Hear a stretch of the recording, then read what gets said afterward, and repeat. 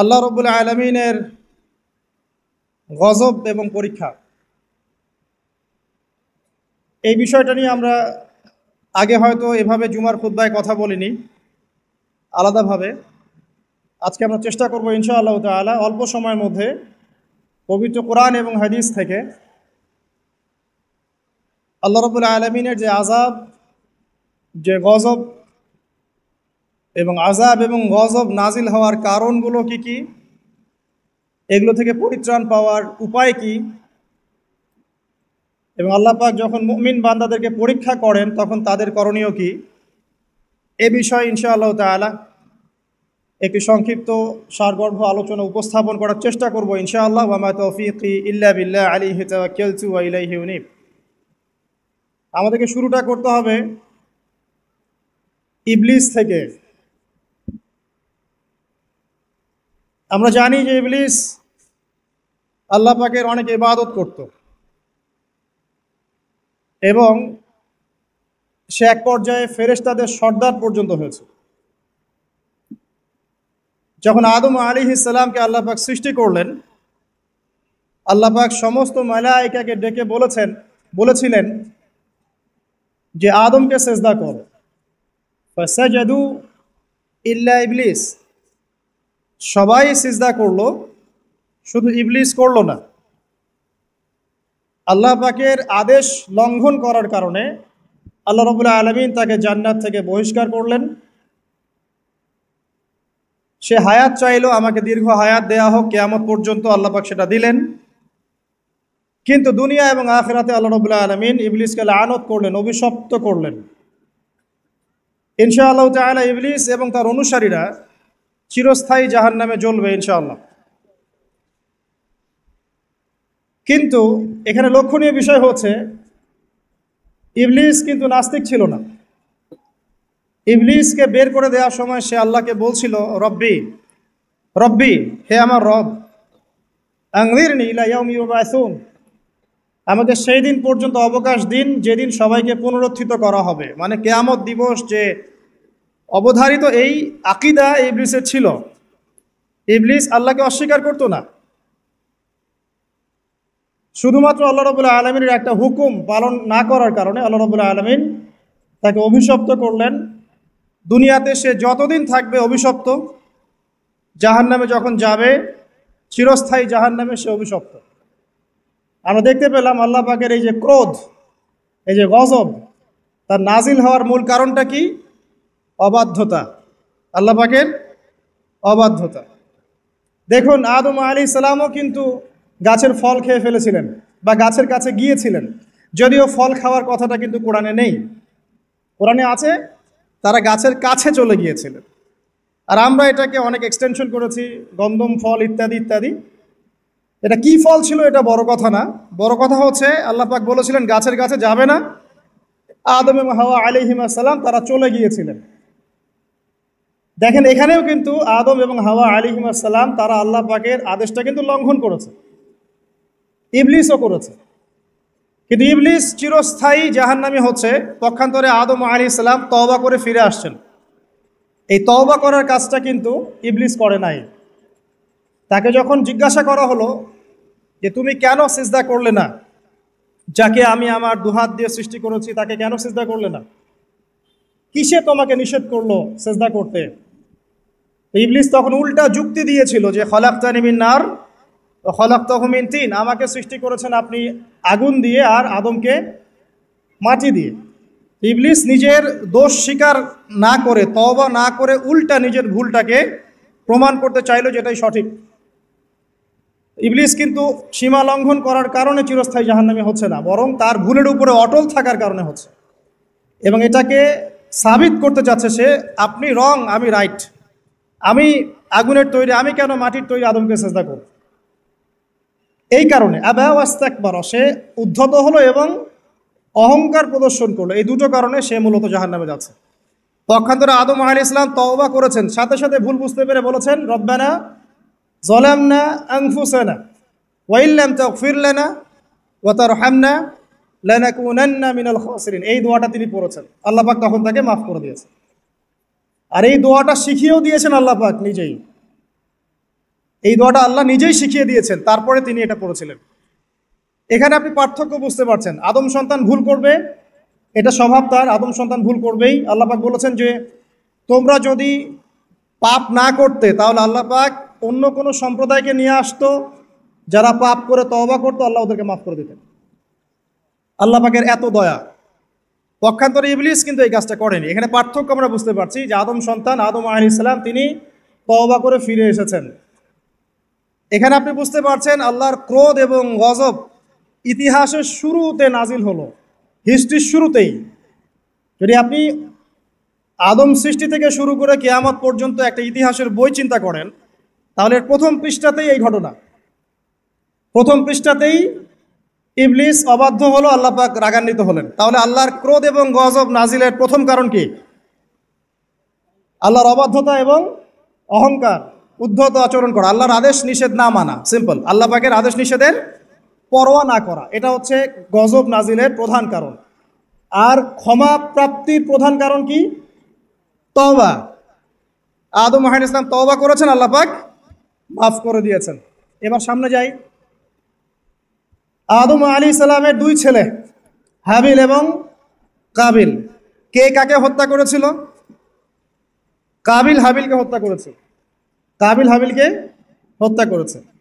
সূরা মাইদার মধ্যে ঘটনাটা চমৎকার করে দেয়া আছে। যখন কাবিল হাবিলকে হত্যা করতে চাচ্ছিল, আর এটা কোনো মেয়ে সংক্রান্ত বিষয় ছিল না যেমনটা অনেকে বানিয়েছে, এটা ছিল এই কারণে যে হাবিলের কুরবানি কবুল হচ্ছিল। কারণ হাবিল কুরবানি করছিল আল্লাহকে সন্তুষ্ট করার জন্য, আর কাবিলের কুরবানি কবুল হচ্ছিল না। তখন কবুল হওয়ার নিদর্শন ছিল যে ওই জবাই করা পশুটাকে আসমান থেকে কোনো আগুন এসে খেয়ে ফেলতো। এটা হচ্ছে কবুলিয়তের নিদর্শন। এখন এটা নাই। তো কেন আমার ইবাদত কবুল হচ্ছে না? ওটা হচ্ছে এই হিংসার বশবর্তী হয়ে কাবিল হাবিলকে হত্যা করেছে। আর হাবিল বলছিল যে তুমি যদি আমাকে হত্যা করার জন্য হাত বাড়াও, আমি তোমাকে হত্যা করার জন্য হাত বাড়াবো না। এটা ছিল হাবিলের কথা। কাবিল যখন হত্যা করে ফেললো, এরপর সে তার ভাইয়ের লাশটা নিয়ে বসে আছে। লাশ কিভাবে দাফন করতে হয় এটা তার জানা নাই। আল্লাহ পাক তখন কাককে পাঠালেন। কাক অনেক প্রাচীন প্রাণী, মনে হয় আমাদের চেয়ে আগে হয়তো বা পৃথিবীতে কাক ছিল, হতে পারে, আল্লাহ ভালো জানেন। আল্লাহ পাক কাককে তখন পাঠালেন। সে তার ঠোঁট দিয়ে মাটি খুঁড়ে দেখিয়ে দিল কিভাবে মাটি খুঁড়ে দাফন করতে হয়। সুবহানাল্লাহ। শিক্ষা আমাদের চারপাশে আছে। প্রকৃতি থেকে আল্লাহ পাক শিখতে বলেছেন। পাহাড় থেকে শেখেন কিভাবে দৃঢ়তার সাথে দাঁড়িয়ে থাকতে হয়। মানুষ সমালোচনা করবে, আঘাত করবে, অত্যাচার করবে, এরকম ঢিল আপনার গায়ে লাগবে, ঢিল ভেঙে চূর্ণ বিচূর্ণ হয়ে যাবে, পাহাড় দাঁড়িয়ে থাকবে। সমুদ্রের কাছ থেকে শেখেন বড় মন, আকাশের কাছ থেকে শেখেন, পাখির কাছ থেকে শেখেন। এগুলো কিন্তু কোরআনে আছে, আমি বানিয়ে বলছি না। আল্লাহ পাক প্রকৃতি থেকে শিখতে বলেছেন এবং সফর করতে বলেছেন। ওয়াসিরু ফিল আরদ, তোমরা জমিনে সফর করো বেশি বেশি। যুব সমাজকে এখন বলবো যে আপনারা এই ডিভাইসে এডিক্টেড না হয়ে ঘোরেন, দেশটা ঘুরে দেখেন, জেলা জেলায় ঘোরেন, সফর করেন, ঘোরেন। এতে করে আপনাদের মাইন্ড ফ্রেশ হবে, ডিভাইস এডিকশন কম হবে, আল্লাহ নিদর্শনগুলো দেখবেন, শিখতে পারবেন। আল্লাহ বলেছেন জমিনে ছড়িয়ে পড়ো, বিচরণ করো এবং ভ্রমণ করো, দেখো আল্লাহ পাকের নিদর্শনগুলো দেখো। ফানজুর কাইফা কানা আকিবাতুল মুকাদ্দিবিন, এবং লক্ষ্য করে দেখো যে আল্লাহর বিধানকে অস্বীকারীদের কি পরিণতি হয়েছিল। তো এখানে দেখেন দ্বিতীয় অ্যাক্সিডেন্টটা হচ্ছে কি? খুন। ভাই ভাইকে হত্যা করছে। আর এই হাবিল কাবিলের এই সুন্নত কিন্তু এখন পর্যন্ত চলমান আছে। দেখবেন ভাই ভাইয়ের শত্রু এখন, ধর্মীয় ক্ষেত্রেও, পলিটিক্যাল ক্ষেত্রেও, গ্লোবাল ক্ষেত্রেও ভাই ভাইয়ের শত্রু। খ্রিস্টান দুইটা কান্ট্রি লড়াই করছে, দেখবেন দুটাই খ্রিস্টান। মুসলিম দুটা কান্ট্রি লড়াই করছে, দুটাই মুসলিম। মুসলিম দুটা পলিটিক্যাল দল লড়াই করছে, দুটাই মুসলিম। মুসলিম দুইজন ধর্মীয় আলোচক বা ধর্মীয় আলেম একে অপরের বিরুদ্ধে লেগে আছে, সবাই মুসলিম। হাবিল কাবিলের সুন্নত। এখানে আমাদেরকে হতে হবে কি? কাবিল না হাবিল? হাবিল। তুমি যদি আমাকে হত্যা করার জন্য হাত বাড়াও, আমি তোমাকে হত্যা করার জন্য হাত বাড়াবো না। একটা হাদিস বলি আপনাদেরকে, নবী সাল্লাল্লাহু আলাইহি ওয়াসাল্লাম বলেছেন, পৃথিবীতে সর্বপ্রথম হত্যাকাণ্ড ঘটিয়েছে কাবিল। এই কারণে পৃথিবীতে কিয়ামত পর্যন্ত যত মানুষ খুন হবে, সমস্ত এই পাপের একটা একটা করে অংশ কাবিলের আমল নামায় যুক্ত হবে। নাউযুবিল্লাহ। এই হাদিস জানতেন? নবীর সন্তান কাবিল কিন্তু নবীর সন্তান। তো ভাষা, বংশ, রক্ত এগুলো কিন্তু আল্লাহর কাছে হক এবং বাতিলের মানদণ্ড না, তাকওয়া ছাড়া। যাই হোক, সামনে যাই। এখানে আপনি দেখছেন আল্লাহ পাকের এই যে গজব কাবিলের উপরে আসলো, কারণটা কি? সীমালঙ্ঘন করা।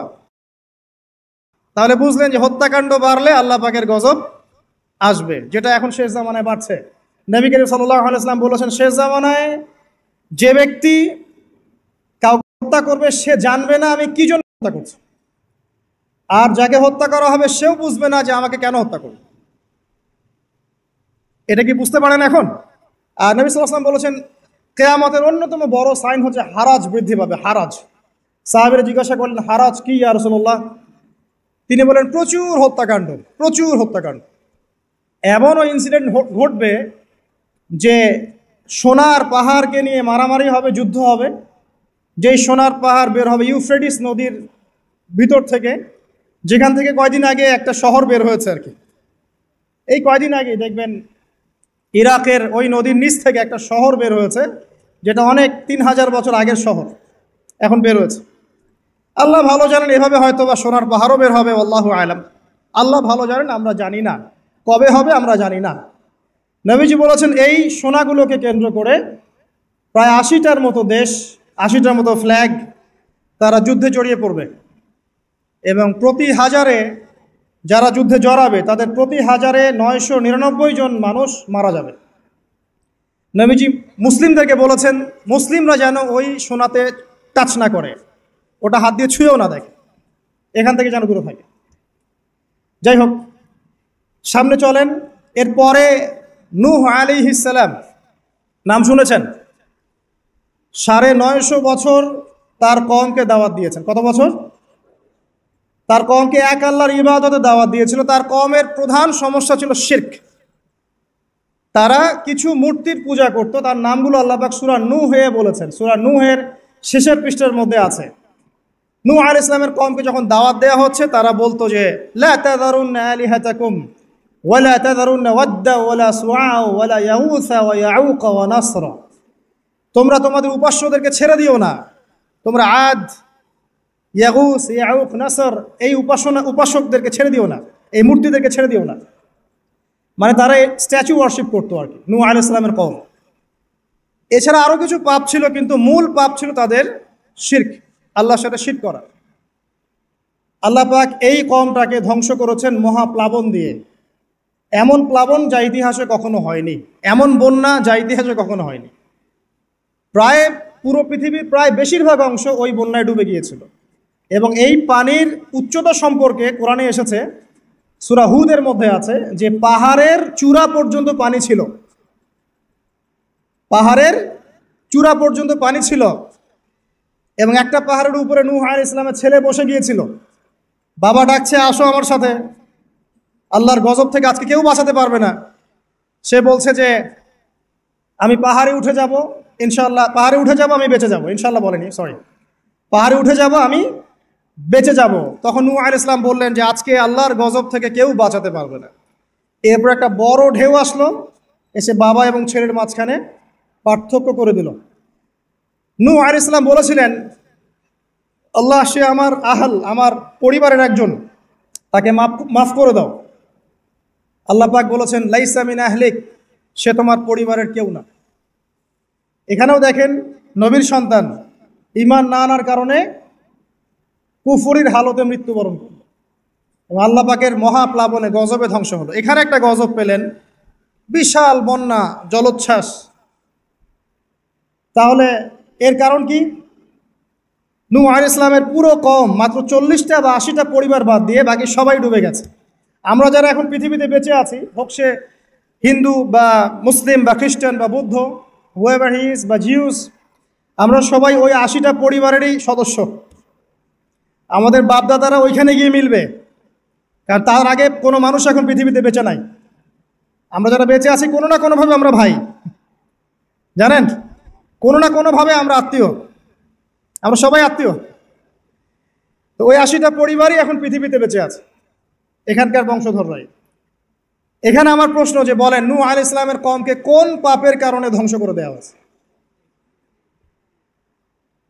আমরা বলবো যে বাংলাদেশের জনগণকে আমরা বলবো যে শিরক ছেড়ে দেন, কবর পূজা ছেড়ে দেন, মাজার পূজা ছেড়ে দেন, শিরকের যত ক্যাটাগরিজ আছে এগুলো থেকে তওবা করে ফিরে আসেন, অন্যথায় আল্লাহ পাকের গজব কেউ ঠেকাতে পারবে না।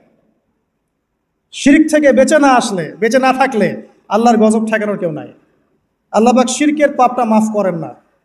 অন্য যে কোনো পাপ আল্লাহ পাক যাকে ইচ্ছা মাফ করতে পারেন, তবে তওবা করে মারা গেলে আল্লাহ মাফ করতে পারেন। তওবা না করে মারা গেলে ক্ষমা না পাওয়ার সুযোগই বেশি। তো যেখানে যেখানে দেখবেন এখনও এই শতাব্দীতেও, এই সালগুলোতেও বন্যা, দুর্যোগ, ভূমিকম্প, জলোচ্ছ্বাস ইত্যাদি হচ্ছে, কোনোভাবে শিরকের পাপের সাথে সংযুক্ত আছে, কোনো না কোনোভাবে তারা শিরকের পাপের সাথে সংযুক্ত আছে। হয় তারা ধর্মের ক্ষেত্রে শিরক করছে, না হয় ইকোনমিক সেক্টরে শিরক করছে, না হয় অন্য কোনো বড় সেক্টরে শিরক করছে, নয়তো তারা আল্লাহ পাকের সমস্ত বিধান বাদ দিয়ে মানুষের মানবরচিত বিধানগুলোকে প্রাধান্য দিয়েই কাজ করছে। কোনো না কোনো জায়গায় শিরক আছে। আল্লাহ পাক এই কারণেই গজব পাঠাচ্ছেন। সামনে যাই চলুন। এরপরে আজ জাতির লোকরা ছিল প্রচণ্ড লম্বা চওড়া, অনেক লম্বা। আর আমি যেগুলো বলছি এগুলো কোনো রূপকথা নয়, এগুলো সবগুলি কোরআনের পাতায় পাতায় আছে। সূরা বাকারা পড়েন, সূরা হুদ পড়েন, সূরা নূহ পড়েন, বনী ইসরাঈল সূরাটা পড়েন, সূরা শুআরা পড়েন, এগুলোর মধ্যে এই ঘটনাগুলো পাবেন। একটা ছোট্ট সূরা আছে সূরা কমার, সূরা আর রহমানের ঠিক ইমিডিয়েট সূরাটা। এই সূরাটা যদি বাসায় গিয়ে পড়েন দেখবেন এখানে এই সব জাতিগুলোর বর্ণনা দেওয়া আছে খুব সংক্ষিপ্ত আকারে। আজ জাতির লোকেরা অনেক লম্বা চওড়া ছিল, প্রচণ্ড শক্তিশালী। তো তারা ইয়েমেন, হাদরামাউত এই জায়গায় বসবাস করত, পাহাড় কেটে বাড়ি নির্মাণ করত। তাদের কাছে আল্লাহ পাক হুদ আলাইহিস ইসলামকে পাঠালেন। তাদেরও প্রধান পাপ ছিল শিরক। দ্বিতীয়ত আরও কিছু পাপ ছিল। এক নম্বর, অহেতুক বিনা কারণেই তারা অনেক উঁচু উঁচু সৌধ নির্মাণ করত, এটা কোরআনে আছে। অহেতুক বিনা কারণে, দুনিয়ার চাকচিক্যের কারণে উঁচু উঁচু অট্টালিকা এবং সৌধ নির্মাণ করত, যেগুলো অপচয় ছিল, অপচয়। এবং তারা মানুষকে প্রচণ্ড প্রহার করত। ওয়াইদা বাতাসতুম জাব্বারিন, আল্লাহ পাক কোরআনে বলেছেন, যখন তোমরা কাউকে মারো প্রচণ্ড রকম কঠিন মারো। এই মায়ের সিস্টেম এখনো আছে সব জায়গাতেই। মানুষকে প্রচণ্ড নির্মমভাবে তারা মারত এবং উঁচু উঁচু সৌধ নির্মাণ করত, শিরক করত। এবং একটা কথা বলতো, যখন হুদ আলাইহিস সালাম দাওয়াত দিতেন তখন একটা কথা বলতো, মান আশাদ্দু মিন্না কুওয়া, এই কথাটা। ফেরাউন যেমন বলতো আনা রাব্বুকুমুল আ'লা, এরকম আজ জাতি বলতো মান আশাদ্দু মিন্না কুওয়া, আমাদের চেয়ে শক্তিশালী আর কে আছে, আমাদের চেয়ে শক্তিশালী আর কে আছে। এখনকার বিশ্বে এমন কথা মানুষ বলে না, আমাদের চেয়ে পরাশক্তি আর কে আছে, আমরা সুপার পাওয়ার। এরাও বলতো মান আশাদ্দু মিন্না কুওয়া। আল্লাহ পাক বলছে আওয়ালাম ইয়ালামু আন্নাল্লাহা হুয়া খালাকাকুম হুয়া আশাদ্দু মিনহুম কুওয়া। তারা কি জানে না যে আল্লাহ তাদেরকে সৃষ্টি করেছে, সেই আল্লাহ ওদের চেয়ে শক্তিশালী। আল্লাহ পাক এই কওমটাকে ধ্বংস করলেন কিভাবে? 7 দিন কন্টিনিউয়াসলি, 7 দিন প্রচণ্ড টর্নেডো, এই যে আমরা যেটা বলি ঝড়, ঘূর্ণিঝড়, টর্নেডো, এরকম বজ্রপাত এবং প্রচণ্ড টর্নেডো, ঘূর্ণিঝড়, এগুলো দিয়ে 7 দিনের মধ্যে এই কওমের প্রত্যেকটা মানুষকে আল্লাহ পাক এমনভাবে ধ্বংস করলেন, খেজুর গাছের ডাল যেমন পড়ে থাকে মাটিতে, এইভাবে তারা মাটিতে পড়েছিল। এখানে বলেন আল্লাহ পাকের আযাব আর গজব নাজিলের মূল কারণটা কি ছিল তাহলে? শিরক, অপচয়, অহংকার আর মানুষকে মারা। আল্লাহ পাক সহ্য করেন না, জানেন। মানুষের চেহারায় মারতে নাই। দেখবেন আমাদের কারোর সাথে গন্ডগোল হলে আগে চেহারায় ঘুষি, তাই না? এই চেহারায় মারা নিষেধ। এবং একটা হাদিসের মধ্যে আছে যে চেহারাটা আল্লাহ পাকের, এটা তো আসলে মারেফত, আমরা এটাকে এভাবে ব্যাখ্যা করতে পারবো না, কিন্তু চেহারা আল্লাহ পাক তার নিজস্ব মানে হাত দিয়ে, আল্লাহ পাকের নিজস্ব কুদরতি হাত দিয়ে আল্লাহ পাক সৃষ্টি করেছেন মানুষের চেহারায় মারতে আল্লাহ পাক নিষেধ করেছেন। আর মানুষকে অন্যায় কারণে মারা হলে আল্লাহ পাক নারাজ হন, খুবই অসন্তুষ্ট হন। কোনো ব্যক্তি যদি কোনো মানুষের জীবন বাঁচায়, সে যেন পুরো মানব জাতির জীবন বাঁচালো, সূরা মাইদার মধ্যে আছে। আবার কোনো ব্যক্তি যদি অন্যায় কারণে একটা মানুষকে হত্যা করে ফেলে, সে যেন পুরো মানব জাতিকে হত্যা করল। আজকে বিশ্বের বুকে সবচেয়ে সস্তা রক্ত কাদের? অথচ একজন মুসলিম যে ব্যক্তি লা ইলাহা ইল্লাল্লাহ পড়ে, এই ব্যক্তি যতদিন পর্যন্ত জীবিত আছে আল্লাহ পাক কিয়ামত দিবেন না ইনশাআল্লাহ। একজন ব্যক্তি পৃথিবীতে যতদিন থাকবে যে লা ইলাহা ইল্লাল্লাহ কালিমা পড়ছে, আল্লাহ আল্লাহ বলছে, ততদিন পর্যন্ত আল্লাহ পাক কিয়ামত দিবেন না ইনশাআল্লাহ। একজন মুসলিমের সম্মান দেখেন তাহলে। সেই মুসলিমদের রক্ত এখন সস্তা, চাইলেই যে কেউ মারতে পারে। ফান্তাজিরু, আল্লাহ পাক বলেছেন তোমরা অপেক্ষা করো, ওয়া ইন্না মাআকুম মিনাল মুনতাজিরিন, এবং আমরাও তোমাদের সাথে অপেক্ষা করছি। আল্লাহ পাক কোরআন এটা বলেছে। এরপরে সামনে যান, এর পরের জেনারেশন আসলো সামুদ জাতি। সামুদ আদ জাতির ভাই, একই রকম, ওরাও ফিজিক্যালি অনেক স্ট্রং, তাল গাছের সমান সমান লম্বা, পাহাড় কেটে কেটে বাড়ি নির্মাণ করে। এরাও শিরক করলো এবং একটা স্পেশাল পাপ করলো। সেটা কি? আল্লাহ পাকের একটা মোজেজা আল্লাহ পাক দান করলেন ওদেরকে, একটা উটনি, যেটা সালেহ আলাইহিস সালামের উটনি ছিল। তো আল্লাহর পক্ষ থেকে ইনস্ট্রাকশন ছিল যে এই উটনি তোমাদেরকে দুধ দিবে আর অনেক সুযোগ সুবিধা দিবে। আল্লাহ পাকের মোজেজা, মিরাকেল, এটাকে নষ্ট করো না, ধ্বংস করো না। তখন সালেহ আলাইহিস সালামের কওমের কয়েকজন ব্যক্তি এই উটটাকে হত্যা করলো, উটের পা কেটে ফেললো, উটটাকে হত্যা করে ফেললো। আল্লাহ পাকের নিদর্শনকে অস্বীকার করার কারণে আল্লাহ পাক এদেরকে ধ্বংস করলেন। কিভাবে? বজ্রপাত, বিজলি দিয়ে। এখন দেখেন না, বজ্রপাতে বহু মানুষ মারা যাচ্ছে। এটা নতুন না, কিন্তু এই বজ্রপাতে সামুদ জাতিকে আল্লাহ পাক ধ্বংস করেছে। তাহলে এই বজ্রপাত কি প্রাকৃতিক দুর্যোগ না আল্লাহর গজব? এই যুগের মিডিয়াগুলো তখন থাকলে বলতো যে সামুদ জাতি আজকে প্রাকৃতিক দুর্যোগে ধ্বংস হয়েছে, এবং নূহ আলাইহিস সালামের কওম প্রাকৃতিক একটা বড় বন্যায় ধ্বংস হয়েছে, এবং আদ জাতি ধ্বংস হয়েছে প্রাকৃতিক ঝড়ে। তারা কখনোই বলতো না আল্লাহর পক্ষ থেকে ঝড় এসেছে, আল্লাহর পক্ষ থেকে বজ্রপাত এসেছে, আল্লাহর পক্ষ থেকে প্লাবন এসেছে। বিকজ সব কিছু হয় প্রকৃতি থেকে, এখানে আল্লাহ বলতে কিছু নাই। তো প্রকৃতি কে, তার সংজ্ঞা কি, প্রকৃতি কে নিয়ন্ত্রণ করে, এর কত প্রকার কি, এগুলোও শিখান আমাদেরকে। প্রকৃতি কাকে বলে, প্রকৃতি কত প্রকার, প্রকৃতি কি, কে একে নিয়ন্ত্রণ করে, সূক্ষ্মভাবে শিরকি আকীদা ঢুকিয়ে দেওয়া হয়, সূক্ষ্মভাবে। যাই হোক, সামুদ জাতি ধ্বংস হলো কিভাবে? এইভাবে, বজ্রপাতে। আর ইদানিং বজ্রপাত বাড়ছে। এখান থেকে আপনারা বেঁচে থাকতে হলে শিরক থেকে বেঁচে থাকেন। এরপরে চলেন সামনে যাই, আরেকটা জাতি, শুআইব আলাইহিস সালামের কওম, তার নাম কওমে মাদিয়ান। কি নাম? মাদিয়ান। আমি কিন্তু গল্প বলছি আপনাদেরকে, শুনতে কি খারাপ লাগছে? কোরআন থেকে বলছি শর্ট করে। মাদিয়ান, তো মাদিয়ান কওম, তাদের পাপ ছিল তারা নবীদের সাথে তর্ক করত। যখন শুআইব আলাইহিস সালাম সুন্দর করে নসিহত করতেন, এবং শুআইব আলাইহিস সালাম খুব সুন্দর করে কথা বলতে পারতেন, তাকে আল্লাহ পাক বাচন ভঙ্গি দিয়েছিলেন, অত্যন্ত চমৎকার করে কথা বলতে পারতেন, সাজিয়ে গুছিয়ে যুক্তি দিয়ে। তো শুআইব আলাইহিস সালামের সাথে তারা খুব তর্ক করতো, 1 নাম্বার। 2 নাম্বার, শিরক করতো তারা, এবং আর 2টা বড় পাপ ছিল। 1, তারা মাপে কম দিত। কি করত? এই পাপটা কি চেনা যায় বাংলার মানুষ? মাপে কম দেওয়ার পাপ। আচ্ছা, এই পাপে আমাদের চেয়ে এক্সপার্ট কেউ নাই মনে হয় পৃথিবীতে। আমরাই পৃথিবীর সবচেয়ে এক্সপার্ট যারা মাপে কম দিতে পারি। মাপে কম দেওয়া নিয়ে কিছু হাদিস আমি নিয়ে এসেছি, আপনাদেরকে শোনাবো ইনশাল্লাহ পরে। তো মাপে কম দিত, এবং একটা কাজ করতো, মানুষের সম্পদ অন্যায়ভাবে আত্মসাৎ করত। এই পাপটা চেনা যায়? দাড়ি টুপিওয়ালা মানুষদের কি এই পাপটা চেনা যায়? মানুষের সম্পদ অন্যায়ভাবে আত্মসাৎ করা। অনেক ক্ষেত্রে আমরাও এখানে জড়িত হয়ে গেছি না? আল্লাহ মাফ করুক। তো মানুষের সম্পদ অন্যায়ভাবে তারা আত্মসাৎ করত। এই আয়াতটা 8 বার কোরআনে আছে যে তারা মানুষের সম্পদ অন্যায়ভাবে আত্মসাৎ করত। আল্লাহ পাক এই কওমটাকে ধ্বংস করলেন কিভাবে? প্রথমে বৃষ্টি হচ্ছে না, খুব খরা, বৃষ্টি হয় না হয় না হয় না, খরা। এরপরে হঠাৎ আকাশে মেঘ দেখা গেল, সুন্দর মেঘ, মনে হচ্ছে শীতল বাতাস প্রবাহিত হচ্ছে, বৃষ্টি হবে। সবাই একটা মাঠে সমবেত হলো।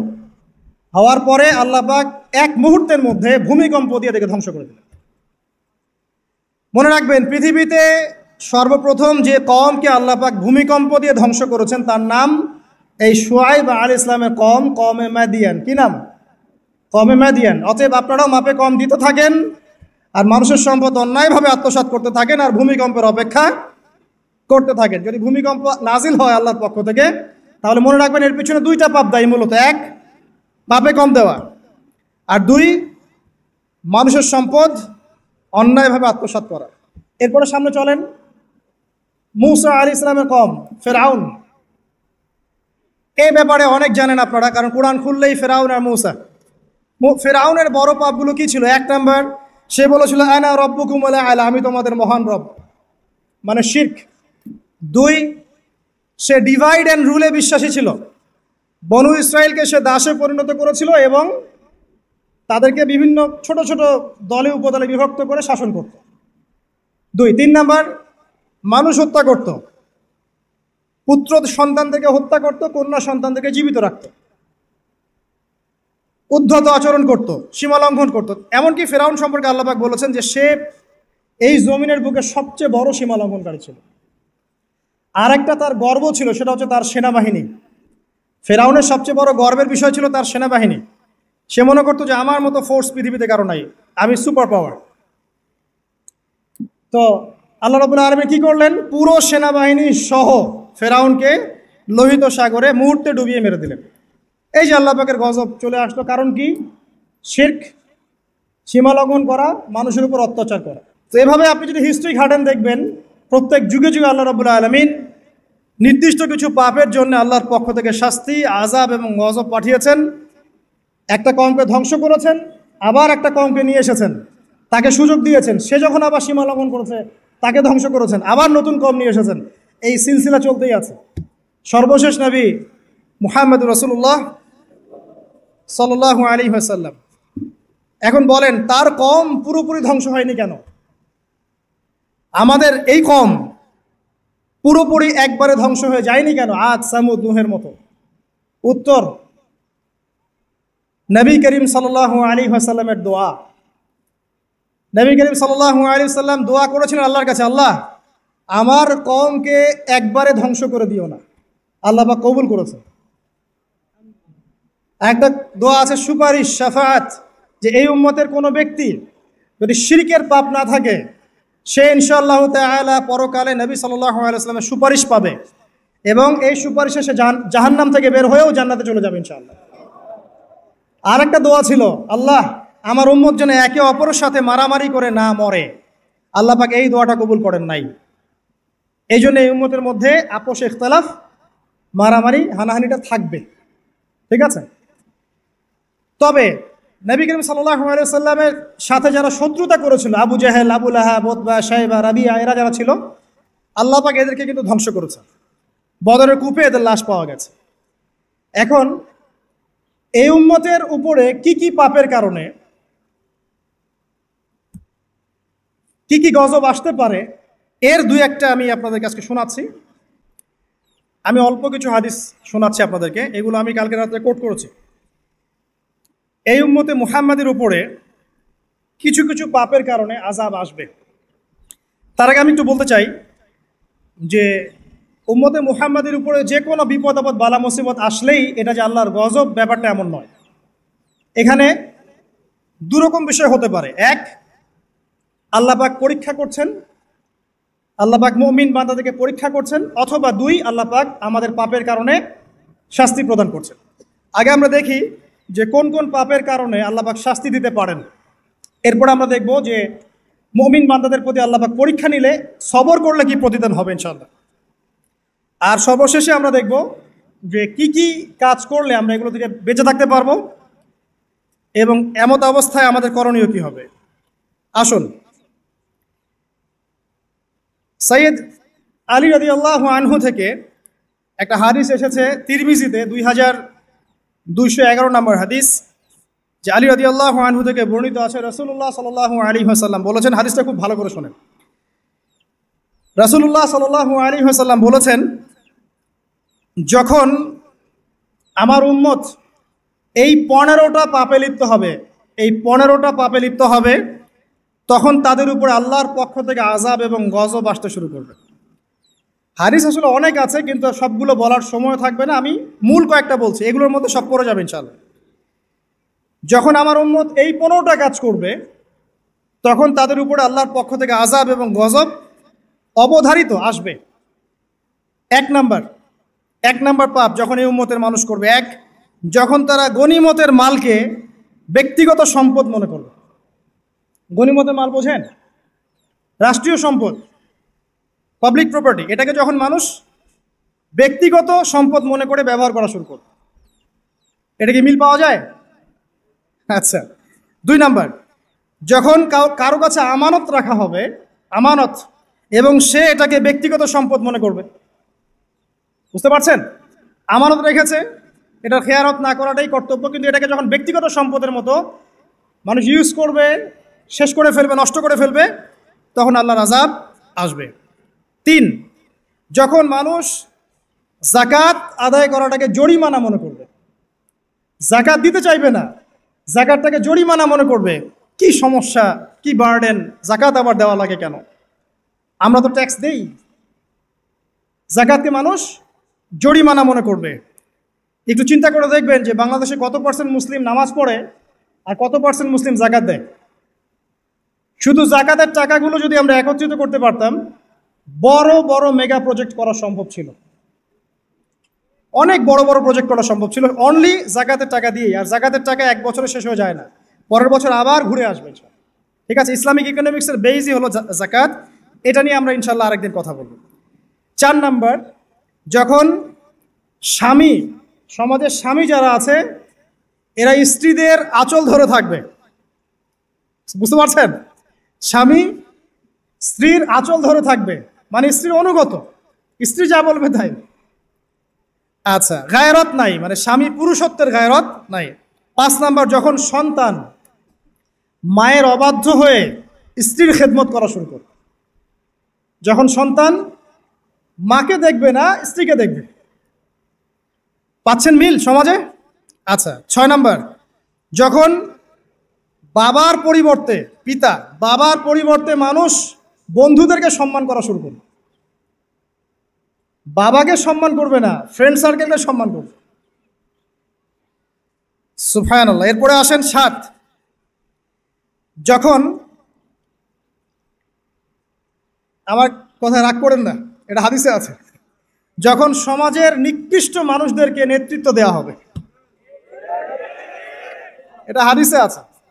সমাজের নিকৃষ্ট মানুষকে যখন নেতৃত্বের আসনে বসাবে মানুষ, তখন সমাজে আল্লাহর গজব আসবে। হাদিস তিরমিজি 2211 নম্বর। এরপরে 8, নবী সাল্লাল্লাহু আলাইহি ওয়াসাল্লাম বলছেন, যখন কোনো ব্যক্তিকে সম্মান করা হবে তার টর্চার থেকে বাঁচার জন্য, যখন কোনো মানুষের সম্মান করা হবে তার শাস্তি থেকে বাঁচার জন্য, মানে মানুষ মন থেকে সম্মান আসছে না, ভয়ে আপনি সম্মান পাচ্ছেন, এই অবস্থা যখন আসবে তখন আল্লাহর আযাব আসবে। তারপরে 9, যখন মসজিদের মধ্যে, দেখবেন অনেক মসজিদ আছে বাংলাদেশে, মসজিদের মধ্যে হট্টগোল বেড়ে যাবে, মসজিদের মধ্যে হট্টগোল বেড়ে যাবে, আর মসজিদগুলো হবে চাকচিক্যময়, হেদায়েত উঠে যাবে। মসজিদ হবে চকচকা, তাজমহলের মতো এক একটা, কিন্তু হেদায়েত উঠে যাবে, মসজিদে হট্টগোল বেড়ে যাবে। 11, যখন পুরুষেরা রেশমি কাপড় পরবে, পুরুষেরা সিল্কের রেশমি কাপড় পরবে, পুরুষের জন্য স্বর্ণ আর রেশমি কাপড় পরা হারাম। তো এখন পুরুষের অনেকে স্বর্ণ পরে, রেশমি কাপড়ও পরে, এটা মহিলাদের জন্য জায়েজ। এরপরে 12, যখন প্রকাশ্যে মদ্যপান করা হবে, আর মদ্যপানের মধ্যে ভাই সিগারেটও পড়ে, আপনার গাঁজা, ইয়াবা সবই পড়ে।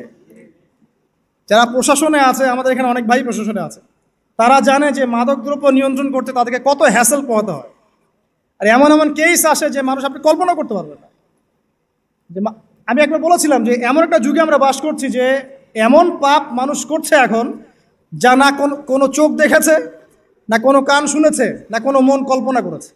এমন পাপ করছে যখন প্রকাশ্যে মদ্যপান করা হবে, এবং লাস্টের দুইটা হচ্ছে 13, যখন বাদ্যযন্ত্রের সংখ্যা বেড়ে যাবে, বাদ্যযন্ত্রের চর্চা বেড়ে যাবে, এবং সর্বশেষ যখন গায়িকাদেরকে সম্মান করা হবে, এবং উম্মতের শেষের দিকের লোকেরা, মানে আমরা উম্মতের প্রথম দিকের লোকদেরকে গালিগালাজ করবে। বুঝতে পারলেন? যখন মাদকদ্রব্য প্রকাশ্যে পান করা হবে, যখন আপনার রেশমি কাপড় পুরুষেরা পরবে, যখন বাদ্যযন্ত্র তৈরি করা হবে, চর্চা করা হবে, এবং গায়িকাদেরকে সম্মান করা হবে, এবং যখন এই উম্মতের শেষের মানুষেরা উম্মতের প্রথম দিকের মানুষদেরকে গালিগালাজ করবে। সাহাবীরা কি জানতো, আয়েশা রাদিয়াল্লাহু আনহা চরিত্র অমুক ছিল, এই ছিল, সেই ছিল, ইত্যাদি। নাউযুবিল্লাহ। এই কথাগুলো এখন আসে না? এই হাদিসে যে 15টা পয়েন্ট আছে, আমি বেশি হাদিস আনি নাই, আমি নিজে পড়েছি সবগুলোই, কিন্তু আনিনি বেশি হাদিস, এতগুলো বলার সময় নাই। এই একটা হাদিস কি যথেষ্ট না? হাদিসের রাবি আলী রাদিয়াল্লাহু আনহু তিনি বলছেন, যখন এই আমলগুলো সমাজে বেশি বেশি চালু হয়ে যাবে, তখন কি হবে? নবী সাল্লাল্লাহু আলাইহি ওয়াসাল্লাম বলছেন যে তখন জমিনের মধ্যে আল্লাহর পক্ষ থেকে গজব আসবে। কি কি? 1 নাম্বার, প্রবল ঘূর্ণিঝড়, জলোচ্ছ্বাস। 2, আগুনও বর্ষণ হতে পারে, হাদিসে আসছে। 3, ভূমিকম্প হবে বেশি বেশি। 4, মানুষের আকৃতি পরিবর্তন হয়ে যাবে, মানুষের আকৃতি পরিবর্তন হয়ে যাবে। এই হাদিসটা আমি আপনাদের জন্য এনেছিলাম। এরপরে আসেন, আরেকটা হাদিস আছে, এইটাতে যাওয়ার আগে আমি কোরআনের একটা আয়াতে যাচ্ছি, সূরা রুমের 41 নম্বর আয়াত। আল্লাহ পাক এই আয়াতে বলছেন আযাব নাজিল হওয়ার একটা কারণ, যাহারাল ফাসাদু ফিল বাররি ওয়াল বাহরি বিমা কাসাবাত আইদিন নাস, এটা একটা কারণ। জলে এবং স্থলে যত বিপর্যয় ছড়িয়ে পড়েছে, এগুলো মানুষের হাতের কামাই। তার মানে যত ফাসাদ ছড়াবে সব কিছুই আল্লাহর পক্ষ থেকে নয়, এখানে মানুষেরও হাতের কামাই থাকবে। এখন আপনি দেখেন, পরিবেশ দূষণ করছে কারা? মানুষ। বনভূমি উজাড় করছে কারা? মানুষ। এই যে কার্বন মনোক্সাইডের পরিমাণ বাড়ছে বাতাসে, এগুলো কারা বাড়াচ্ছে? জিন, মানুষ। অর্থনীতির মধ্যে ফাসাদ কে করছে? সুদের মধ্য দিয়ে অর্থনৈতিক সিস্টেমে ফাসাদ কে ডেকে এনেছে? মানুষ। যাকাত বন্ধ করছি কারা? আমরা, তাই নয় কি? আপনি দেখেন সোশ্যালি যে সমস্যাগুলো হচ্ছে, এই যে জমি নিয়ে সমস্যা, আত্মীয়তার বন্ধন নিয়ে সমস্যা, টাকা পয়সার সমস্যা, পদের লড়াই, ক্ষমতার লড়াই, কারা করছে এগুলো? জিন শয়তান, মানুষ। এটা হচ্ছে কোরআনের এই আয়াতের ব্যাখ্যা, যে জলে এবং স্থলে যত বিপর্যয়, এগুলো মানুষের হাতের কামাই। তার মানে মানুষেরও এখানে প্রচণ্ড রকম দোষ আছে, অন্যথায় আল্লাহ পাক তো আর এখানে এমনি এমনি গজব পাঠাতেন না। এরপরে আসেন, সিলসিলা সহিহার মধ্যে আরও 5টা পাপের কথা আছে, যে 5টা পাপের কারণে সমাজে আল্লাহ পাকের গজব আসে। এই 5টা পাপ আমি আপনাকে শোনাচ্ছি। হাদিস নাম্বার এটা হচ্ছে মিশকাতের 5370, সহিহার 106, 107 পৃষ্ঠায়। 1 নাম্বার, নবী সাল্লাল্লাহু আলাইহি ওয়াসাল্লাম বলছেন, যখন এই উম্মতের মধ্যে ব্যভিচার ছড়িয়ে পড়বে, যখন এই উম্মতের মধ্যে ব্যভিচার তো বোঝেন, জেনা ব্যভিচার ছড়িয়ে পড়বে, যেটা এখন রন্ধ্রে রন্ধ্রে জেনা ব্যভিচার, ঘরে ঘরে জেনা আর ব্যভিচার আর পরকীয়া চলছে, তখন সমাজে এমন কিছু রোগ ব্যাধি দেখা দিবে, এমন কিছু মহামারী আসবে যেগুলো আগে কখনো ছিল না। কোরআন এবং হাদিসের ঊর্ধ্বে কোনো কথা আছে? সব কিছু স্পষ্ট, কিন্তু মানি বা না মানি এটা আমাদের ব্যাপার, বাট শুনতে তো আপত্তি নাই। শুনতে আপত্তি আছে? আচ্ছা। 2 নাম্বার, যখন এই উম্মতের মানুষ মাপে কম দেওয়া শুরু করবে, যখন আমি বললাম না মাপে কম দেওয়া, একটা হাদিস শোনাবো, মাপে কম দেওয়া শুরু করবে, তখন এই উম্মতের মধ্যে দুর্ভিক্ষ দেখা দিবে। কি দেখা দিবে? দুর্ভিক্ষ দেখা দিবে, এবং তাদের উপরে অত্যাচারী বাদশার শাসন চাপিয়ে দেওয়া হবে। তাহলে আমরা বেশি করে মাপে কম দিব নাকি? ইনসাফের সাথে ব্যবসা করেন, আল্লাহ পাক তৌফিক দান করুন।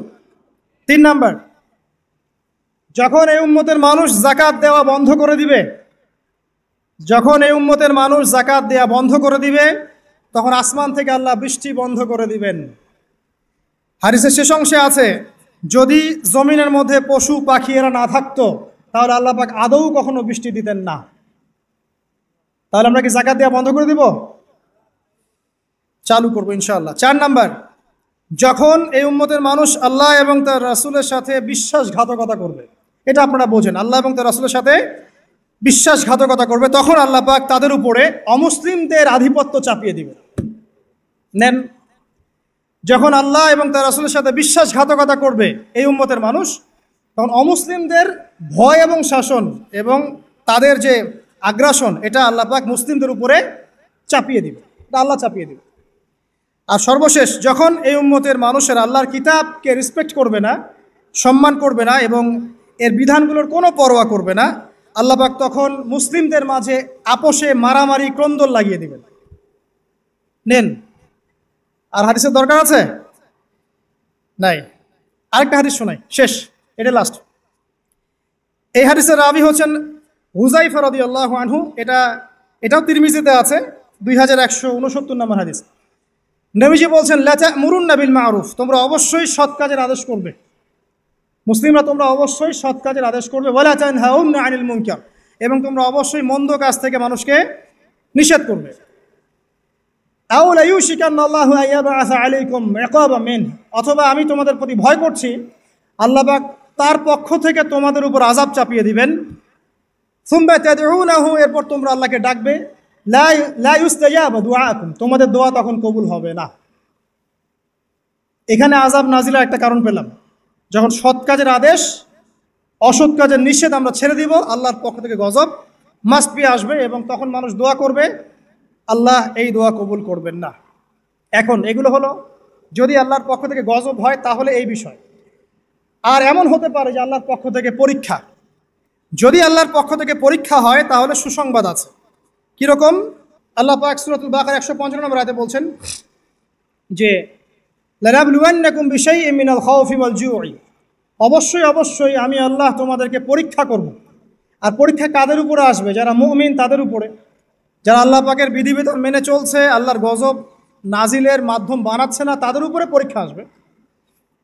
তো আমরা আগে চিন্তা করবো যে আমরা এদের কাতারে পড়ি কিনা, আর যদি পড়ি তাহলে এই সলিউশন। যদি আল্লাহ পাক আমাদেরকে পরীক্ষা করেন বিপদ দিয়ে, বালা মুসিবত দিয়ে, তাহলে আল্লাহ বলছেন অবশ্যই আমি তোমাদেরকে পরীক্ষা করব মিনাল খাউফি, কিছু ভয় দিয়ে, ওয়াল জুই, এবং ক্ষুধা দিয়ে পরীক্ষা করব, ওয়া নাকসি মিনাল আমওয়ালি ওয়াল আনফুস, তোমাদের নফস জানমালের ক্ষতি দিয়ে পরীক্ষা করব, ওয়াসসামারাত, এবং ফসল ফলাদির ক্ষতি দিয়ে আমি তোমাদেরকে পরীক্ষা করব, ওয়া বাশশিরিস সাবিরিন, যারা সবর করবে এদের জন্য সুসংবাদ। এরা কারা? যারা বলে ইন্না লিল্লাহ ওয়া ইন্না ইলাইহি রাজিউন, আমরা আল্লাহর জন্য, আমরা আল্লাহর দিকে ফিরে যাব। তাহলে যদি আল্লাহর পক্ষ থেকে পরীক্ষা হয়ে থাকে তাহলে আমরা সবর করবো ইনশাআল্লাহ তাআলা। আল্লাহ পাক বলছেন 5টা বিষয় দিয়ে আল্লাহ পাক পরীক্ষা করবেন: জানের ক্ষতি, মালের ক্ষতি, ভয়, ক্ষুধা এবং ফসলের মাধ্যমে। এরপর যারা সবর করবে তাদের জন্য অনেক পুরস্কার আছে। আল্লাহ পাক বলছেন যে যখন আল্লাহ পাক কোনো কওমের কল্যাণ চান, যখন আল্লাহ পাক কোনো কওমের কল্যাণ চান, আল্লাহ রাব্বুল আলামিন সেই কওমকে বিপদ আপদ বালা মুসিবত দিয়ে পরীক্ষা করে।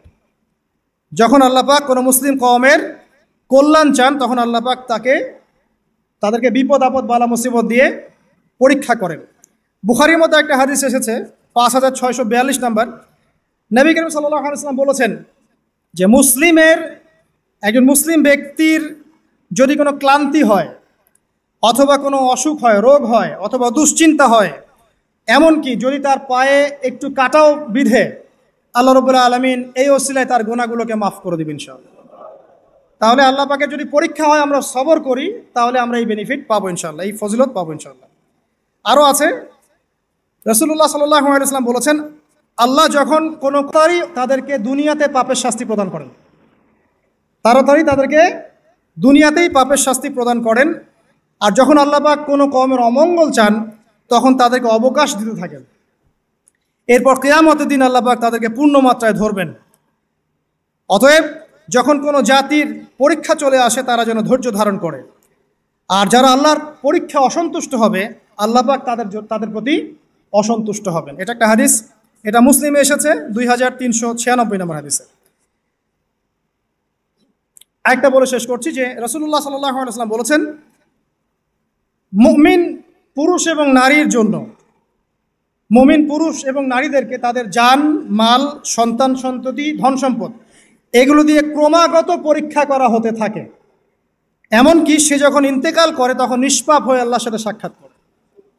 এই পরীক্ষাগুলোর মধ্য দিয়ে আল্লাহ পাক এই গুনাহগুলোকে মাফ করে দেন।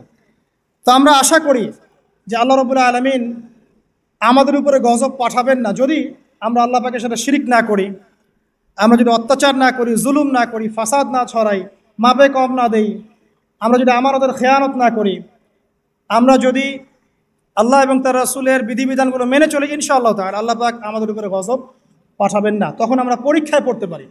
আর পরীক্ষায় পড়লে আমরা সবর করব। 2 নম্বর কাজ হলো তওবা করব। তওবা করার ফলে বিপদ আপদ কেটে যাবে ইনশাআল্লাহ তাআলা। আমরা বলবো সবাই আস্তাগফিরুল্লাহাল্লাযী লা ইলাহা ইল্লা হুয়াল হাইয়ুল কাইয়্যুম ওয়া আতুবু ইলাইহি লা হাওলা ওয়ালা কুওয়াতা ইল্লা বিল্লাহিল আলিয়্যিল আযীম। আল্লাহ পাক সূরা জুমারের মধ্যে এটাও বলেছেন 53 নম্বর আয়াতে, ইয়া ইবাদিয়াল্লাযীনা আসরাফু আলা আনফুসিহিম, হে আমার বান্দারা যারা নিজেদের উপর জুলুম করেছো, লা তাকনাতু মির রাহমাতিল্লাহ, তোমরা আল্লাহর রহমত থেকে নিরাশ হয়ো না। ইন্নাল্লাহা ইয়াগফিরু যুনুবা জামিআ, আল্লাহ পাক সমস্ত গুনাহ মাফ করতে পারেন। অতএব তওবা করাটা সবচেয়ে ভালো অপশন। আগে আমরা সবর করব, বিপদ থেকে শিক্ষা নিব, তওবা করব এবং দুর্দশাগ্রস্ত মানুষের পাশে দাঁড়াবো। এখন সমকালীন যে সংকট চলছে, এখানে আমরা অনুরোধ করব যাদের সামর্থ্য আছে তারা সবাই যার যার সামর্থ্য অনুযায়ী যেখানে যেখানে আমাদের ভাইরা বন্যার শিকার হয়েছেন বা যে কোনো রকম বিপদ আপদ বালা মুসিবতের শিকার হয়েছেন তাদের পাশে দাঁড়াবেন।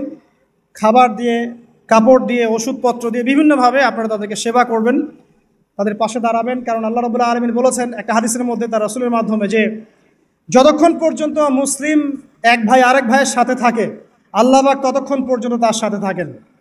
এবং কোনো মুসলিম যদি আরেক মুসলিমের একটা উপকার করে, একটা কষ্ট দূর করে দেয়, আল্লাহ পাকও তার দুনিয়া আখিরাতের কষ্ট দূর করে দেবেন ইনশাআল্লাহ। কোনো মুসলিম ভাই যদি অন্য কোনো মুসলিম ভাইয়ের দোষ গোপন রাখে, আল্লাহ পাক কিয়ামতের মাঠে তার দোষগুলোকে গোপন রাখবে ইনশাআল্লাহ তাআলা।